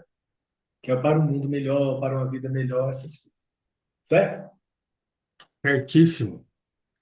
Conforme consta no livro Semeadores de Vida, que você mostrou mais no início da entrevista, e o livro Um Extraterrestre na Galileia, ambos da Verônica Paz Wells, Jesus seria, geneticamente falando, 25% humano e 75% extraterrestre, resultado de uma inseminação artificial. Qual seria o propósito da missão de Jesus em relação ao projeto Sunesis? Saberia nos dizer? Sim, mas com uma pequena ressalva. Não em relação ao projeto Sunese, mas em relação à nossa humanidade toda, né? Jesus, Buda e tantos outros são considerados avatares. E esses avatares, eles são seres iluminados e, penso eu, veio de fora da Terra, é extraterrestre, mesmo sendo divino. Porque é muito difícil falar de Jesus por força das religiões, né? A gente não pode cometer certas gafes nem blasfêmias. Então, o que acontece? Eu penso que o projeto de Jesus, se realmente veio de fora do planeta e se realmente a concepção dele foi uma inseminação artificial, que na época foi dado o nome de milagre, com certeza foi uma tecnologia, uma coisa extraordinária que fugia ao conhecimento da época, daquelas pessoas simplórias que estavam ali. Penso eu também que a linhagem de Jesus, a linhagem física dos seres terrestres, veio de longa data, então já foi feita uma linhagem até chegar em Maria, que seria o corpo físico feminino ideal para receber aquela energia que se transformaria naquele avatar. E penso eu também que o corpo físico dele foi adequado, inclusive, para o sofrimento que ele teve. O próprio JJ Benítez, no Cavalo de Troia, ele não, o personagem, né, que ele está tratando no livro, ele trata Jesus de um gigante. Então ele fala em algumas partes do livro, o gigante estava olhando para o céu enquanto conversava com os discípulos. Ele tinha uma compleição atlética e por aí vai. Então, eu acho que foi a união de uma energia vital fortíssima com o corpo físico adaptado até às condições do local que ele encarnou, né, que ele nasceu, que era um local árido, muito sofrido, ele tinha que caminhar muitos quilômetros por dia. Então, realmente foi tudo bem feito para que esse avatar pudesse estar entre nós. Não por causa do projeto Sunés, mas por causa de algo muito maior, que seria um projeto realmente de abertura dos homens, de, como é falado, do perdão, do amor, das curas que ele fez. Então, ele veio realmente para nos ensinar uma outra forma de vida. Porém, não foi mundial, porque ele esteve ali na Galileia, mas não esteve supostamente no Japão, na Índia. Então, outros avatares vieram, mas vamos usar a palavra poderoso, mais poderosos ou menos, mais influentes ou menos do que ele, mas todos tiveram seu papel importante na formação dessas culturas.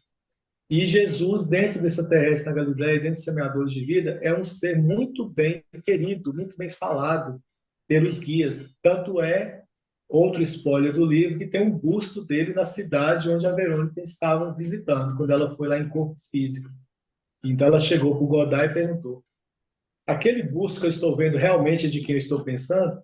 Imagina, cara, você está em outro planeta e tem um busto daquele ser divino que acho que um terço da população do mundo, né, acredita e é católico ou cristão em termos.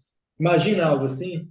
Como que não é algo gratificante saber que esse ser veio para cá para tentar e conseguir, de certa forma, mudar a nossa estrutura política, religiosa e de tudo, né? Porque a nossa consciência fala. Então, já foi falado mesmo assim, onde está a lei divina? E a resposta é dentro da consciência.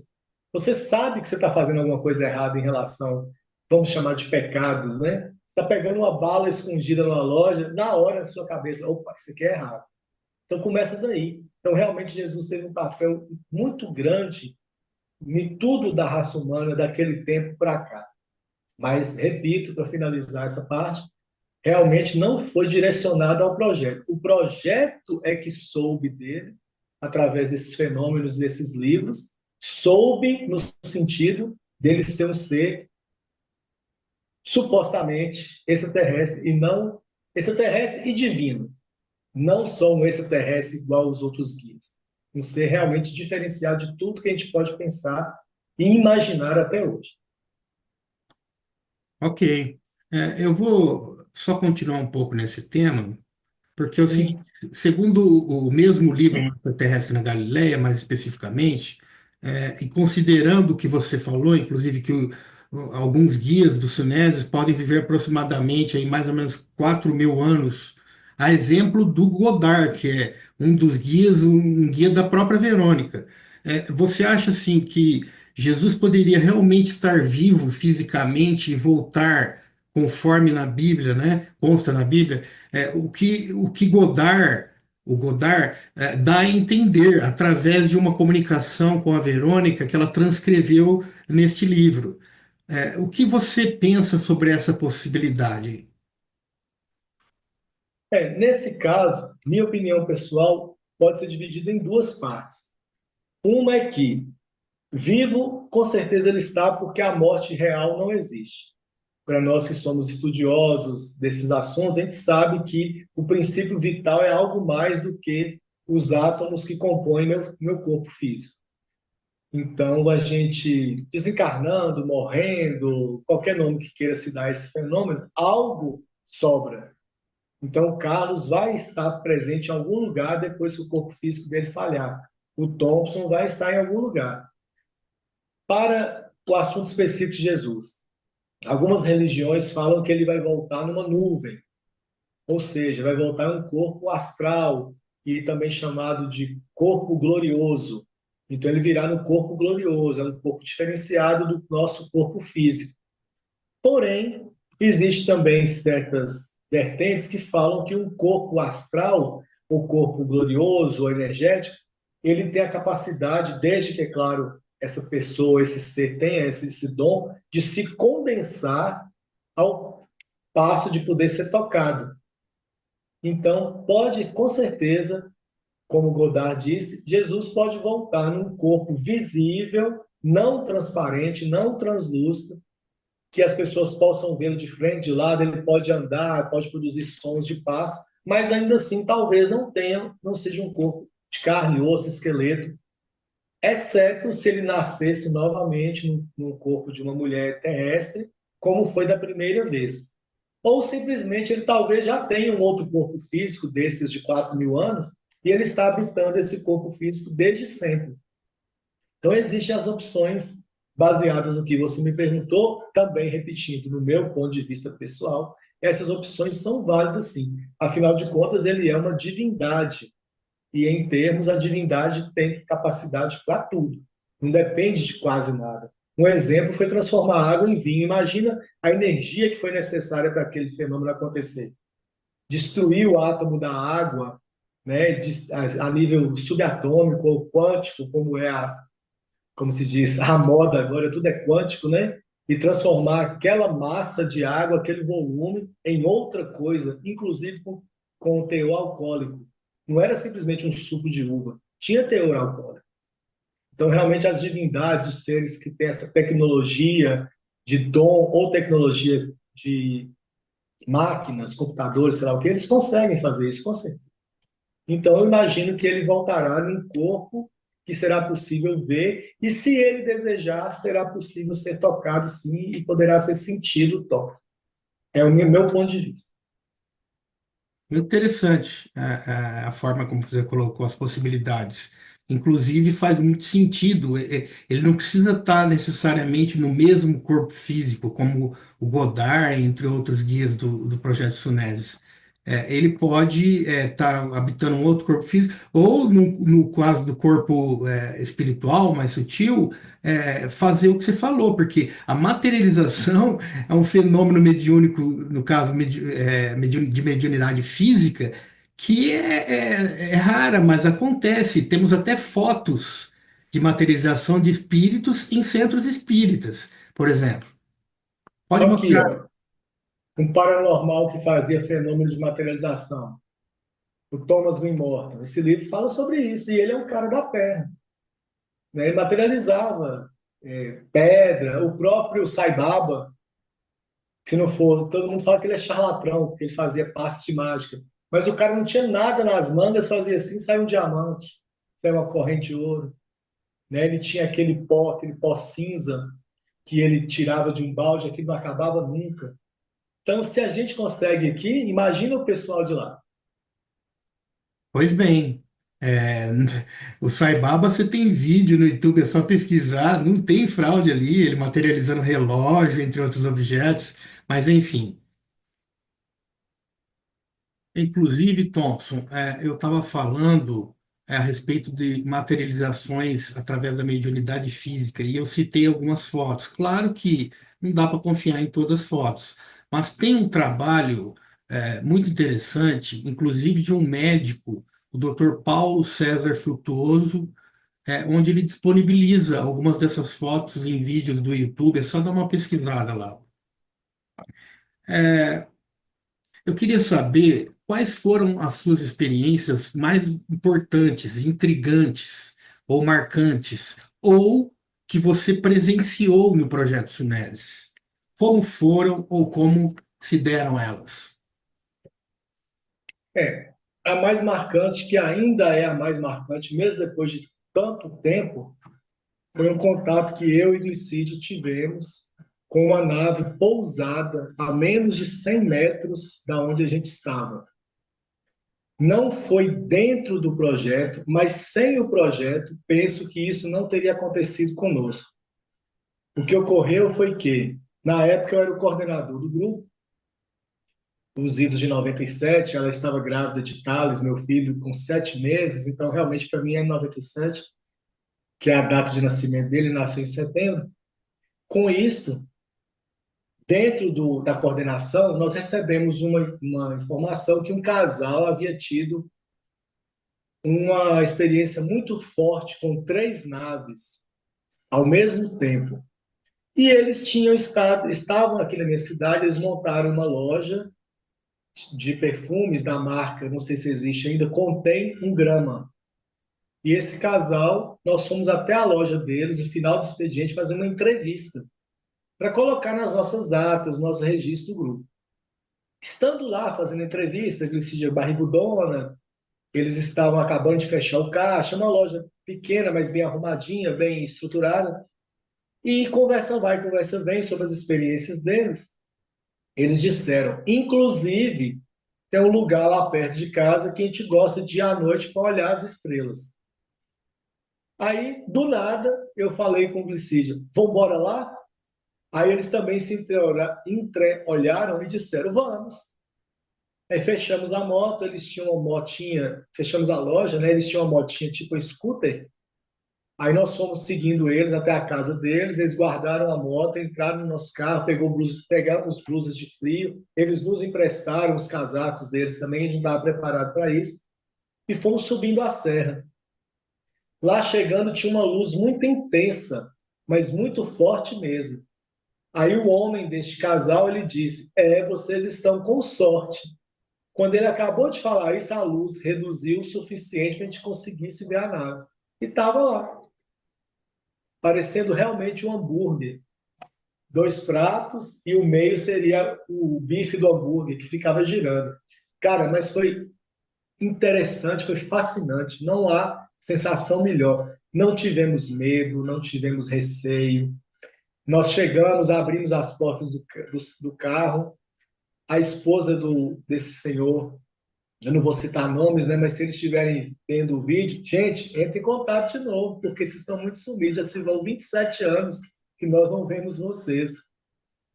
A moça, ela era telepata, bem poderosa, então ela conversava com os seres, igual nós estamos conversando aqui. Só que ela não tinha conhecimento de nada. Então ela virava para a gente, o que que eu pergunto, o que que eu pergunto? Cara, foi muito bom. Nós ficamos mais de 2 horas ali, parados, tranquilos. E volta e meia, algumas luzes entravam na nave, que hoje nós sabemos que são canepas. Então eles soltavam as canepas deles para fazer algum tipo de trabalho e elas estavam retornando de tempos em tempos e entrando na nave. Como dizem no jargão ufológico, deu para ver as janelinhas da nave. Cara, era perfeito. A coisa mais bonita que eu já vi na minha vida. E ela não colava no chão, ela não tinha os pezinhos igual essas assim de brinquedo, ela não tinha os pezinhos. Ela ficava como se ficasse num colchão de ar. Imagino que sempre pronta para, né, uma necessidade de uma fuga qualquer. Só que conosco, não sei se já sabia que a gente estava enfronhado nesses assuntos, não fez nenhuma manifestação para nos assustar, não fugiram, pelo contrário, diminuíram a intensidade da luz para a gente pudesse ver os detalhes. Chegamos ao ponto de perguntar: vocês vão sair? Vocês vão se mostrar? Eles disseram assim: não, e vocês sabem por quê. Na época eu pensei que é porque nós tínhamos feito um lanche na loja desses entrevistados com coxinha, com carne, com frango, e refrigerante. E é sabido que os extraterrestres não gostam, eles não são carnívoros. E essa matéria que a gente ingere nos provoca certas alterações na nossa aura, no nosso cheiro energético, que eles têm certa repulsa quanto a isso. Eu pensei que era isso. Mas com o passar do tempo, eu imagino que é porque eles eram de outra raça, não tão humanoide quanto as do projeto, e presumo que eles não queriam sair para não nos provocar algum tipo de reação de medo. Foi a presunção que eu tive, mas anos depois. Certo é que a única preocupação que minha mulher tinha é se alguma coisa da nave, alguma radiação, alguma coisa, poderia estar influenciando no neném, né? Eles disseram que não, que estava tudo bem, e que ia decorrer tudo certo com parto, essas coisas assim. E hoje meu filho faz parte do projeto também, ele tem um grupo aqui na cidade, um grupo que foi reaberto recentemente. Então essa foi uma grande experiência que não foi sobrepujada, mas outras foram similares a essa. Experiências de sondas dentro de casa, sonda acompanhando o carro da gente, quando a gente estava indo ou voltando de algum lugar, fachos de luz, a nave vem andando lá no céu como confirmação de uma comunicação, né?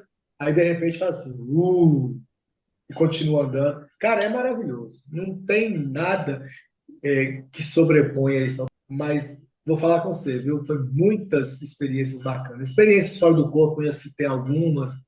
A própria experiência de comunicação telepática é engraçado, porque você consegue distinguir quais são os guias que estão falando com você na sua cabeça. Então, o Godard já tem uma voz, né? Vamos falar assim, uma voz mais pesada, mais austero. Já o Oxal, que é um pouco mais brincalhão, ele conversa assim mais tranquilo. Teve a Xanxa mesmo, nos últimos 2 anos é que eu consegui uma comunicação com ela. Ela já é mais doce, é uma coisa bem na energia, bem feminina mesmo.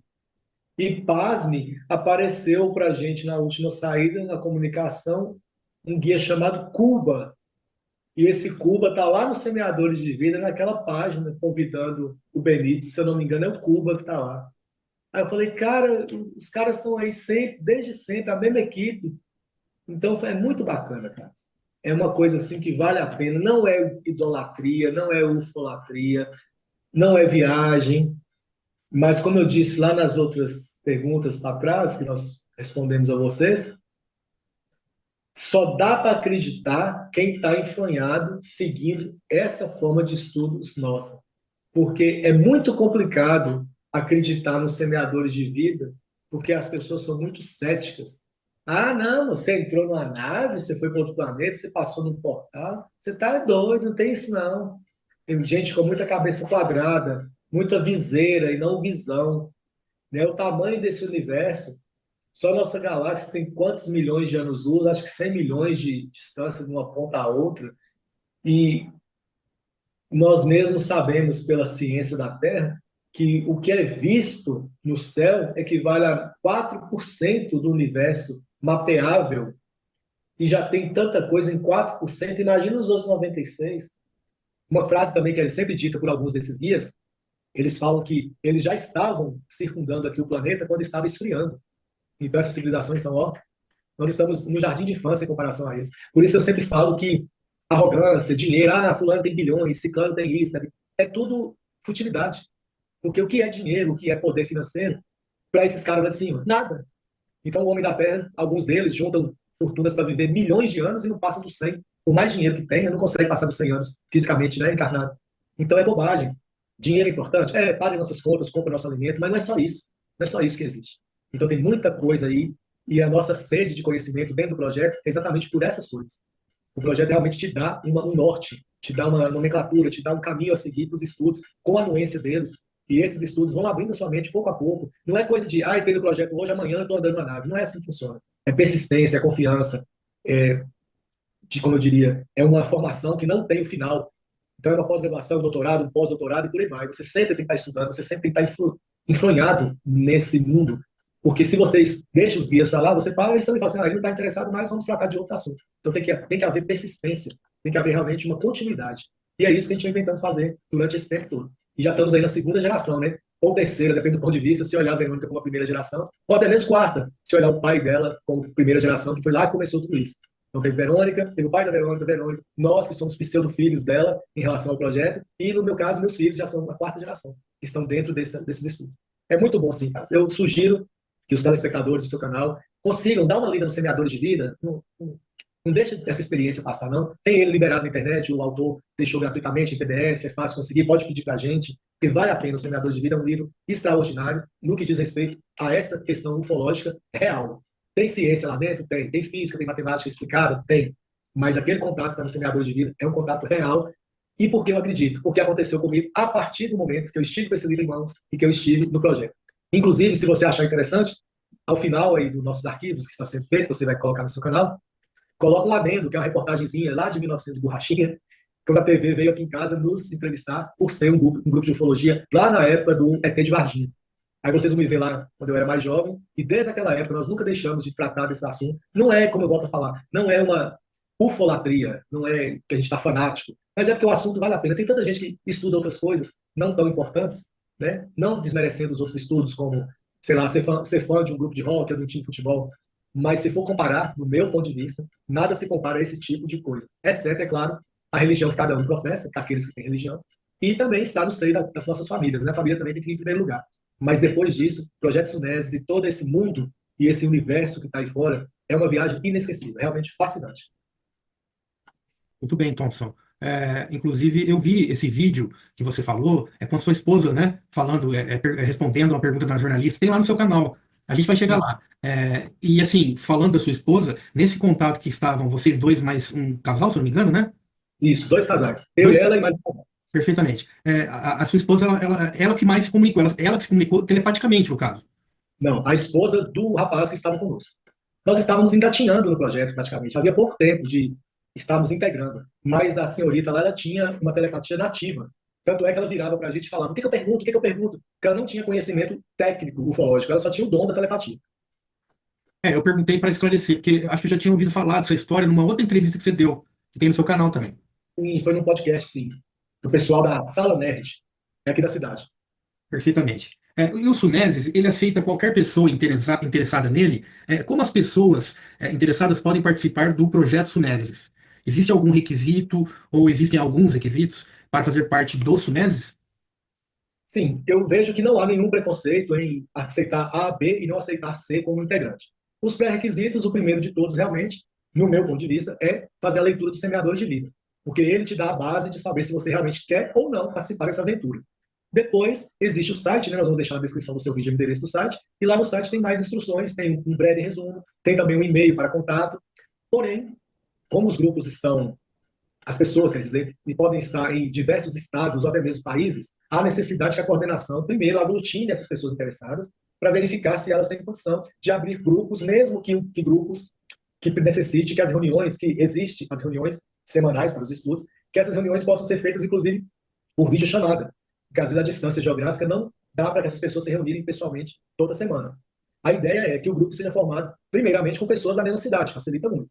Então, após essas primeiras organizações, que a pessoa fazer a leitura e mandar um e-mail querendo entrar no projeto, a coordenação tem que verificar a possibilidade de estar apto, os coordenadores, de estarem aptos a gerir novos grupos, porque eles também têm as vidas particulares deles, então nem sempre eles conseguem gerir novos grupos com tanta rapidez quanto a demanda exige. O nosso grupo mesmo, ele foi criado naquela data, como eu expliquei no passado, que veio a fita de vídeo com a proposta e uma cópia do livro Semeadores de Vida antes de adquirir a brochura, assim como a cópia do guia de práticas. Então nós abrimos o grupo por ter recebido de um amigo a ideia. Só muito depois que começamos a mandar as cartas para a coordenação da época e nós tivemos também o feedback, que foi um telefonema, nos convidamos para ir até a cidade de Sete Lagoas. Coincidentemente foi quando a Verônica esteve em Minas Gerais pela primeira vez. Então nós fomos, entre aspas, aceitos na forma antiga, que era simplesmente ter o livro e uma cópia do guia de práticas. Hoje não é mais assim. Primeiro tem que passar pela coordenação para que seja bem organizado, porque tem grupos até na Rússia. Então não pode virar bagunça. Tem que ser uma coisa bem organizada. Mas com certeza todos são bem-vindos, sim. Ok, Thompson.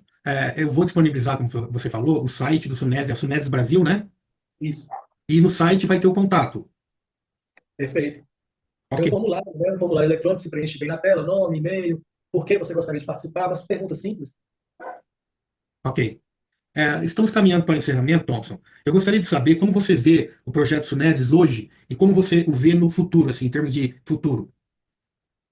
Bem, como eu já disse, né? Eu sou figurinha carimbada, estive um tempo distante, mas uma distância que não me afastou dos ideais, somente nas reuniões, porque houve, né, como eu falei no passado aí na nossa conversa, houve umas coisas que ocorreram e os grupos acabaram. A estrutura caiu, estamos com ela remontada, já com o nome Sunesis. Então ela caiu na época que era Projeto Amar. Mas é a mesma coisa no que diz respeito a lideranças, a Verônica está sempre nos dando suporte, mesmo hoje ela estando no Canadá, porque agora não há fronteiras, né? Com essa tecnologia das videochamadas, está muito mais simples as instruções chegarem até a gente.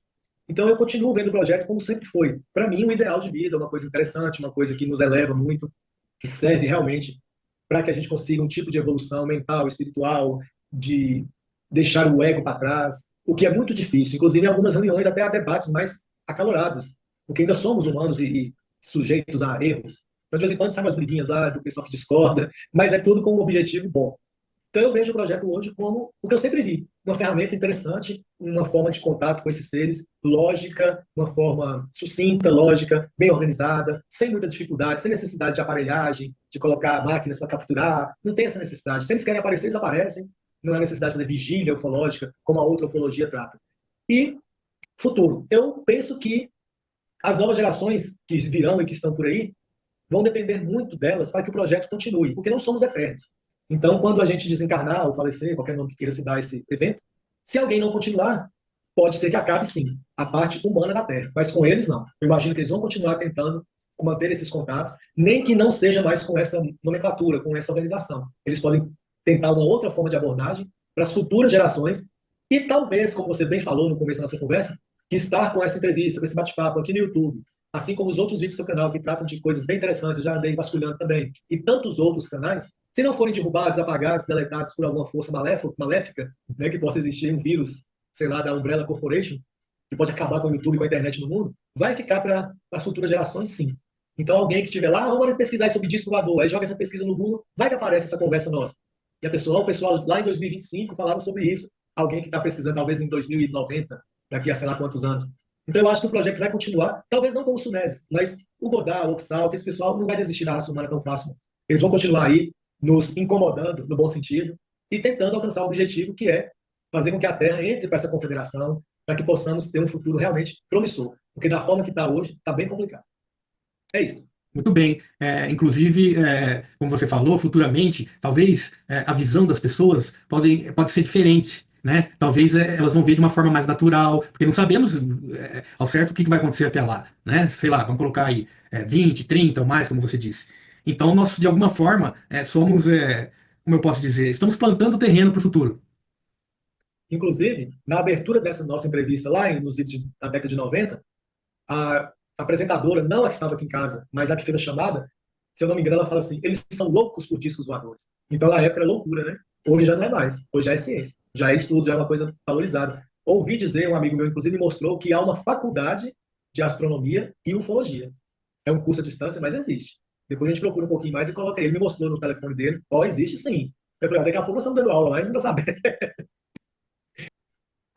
Legal, Thompson. Estamos encerrando. Já fico com saudade. E assim, eu queria agradecer muito, de coração, viu, por você ceder o seu tempo, porque às vezes você está com muitas atividades, e você foi muito gentil, se disponibilizou prontamente, e isso é muito importante, porque toda essa entrevista vai ficar, a gente vai partir um dia, mas vai ficar. Então vai ficar para essas pessoas, não só interessadas pelo projeto Sunes, como até mesmo por ufólogos, sabe-se lá mais quem. Então, assim, eu agradeço muito mesmo, viu, Thompson? E, assim, eu queria saber se você quer falar mais alguma coisa, se você pode deixar uma mensagem para todas as pessoas que estão assistindo essa entrevista. O espaço é todo seu, meu amigo. Perfeito, Carlos. Realmente foi uma honra estar aí iniciando essa sua grande jornada, né, de entrevistas desses vários assuntos que você estuda e domina. Você já conversou comigo em off, falando que vai ter uma gama diversificada de assuntos, mas tudo voltado à parte psicológica, mental, metafísica. Então é bem bacana. O que eu posso também te dizer é que esse assunto para mim realmente veio desde criança, não tem como tirar isso de mim, talvez só aquele alemão, né, pode tirar isso de mim, famoso Alzheimer. Mas enquanto ele não tirar isso de mim, nós estamos aí firme e forte. Não é algo assim, como eu já disse e repito mais de uma vez, não é uma idolatria do assunto, mas é muito interessante. Não há um dia que eu não levanto de manhã e penso: tem que fazer tal coisa para o projeto, eu tenho que mandar um e-mail.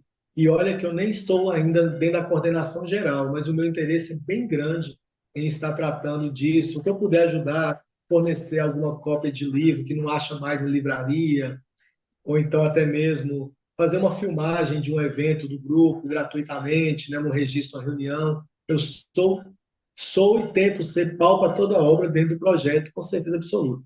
A mensagem que eu posso deixar a todos é que realmente vale a pena estudar essas coisas, é muito gratificante, então é uma viagem interessante, é uma coisa assim que não tem como descrever, por mais que eu tenha tentado nessas horas que nós conversamos, só quem está lá e que vê aquilo sabe a emoção que cada um sente.